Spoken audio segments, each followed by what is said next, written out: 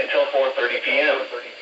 At 3:42 p.m., severe thunderstorms were located along a line extending from 11 miles north of Madison to near Long Range, moving northeast at 60 miles an hour.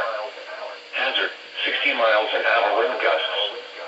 Source, radar indicated. Impact, expects damage to trees and power lines. A weather warning has been issued for your area. Be aware of possible impacts and remain alert for further updates from the National Weather Service. A weather warning has been issued for your area.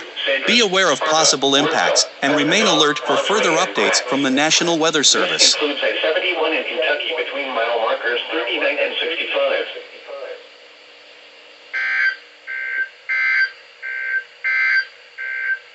The severe thunderstorm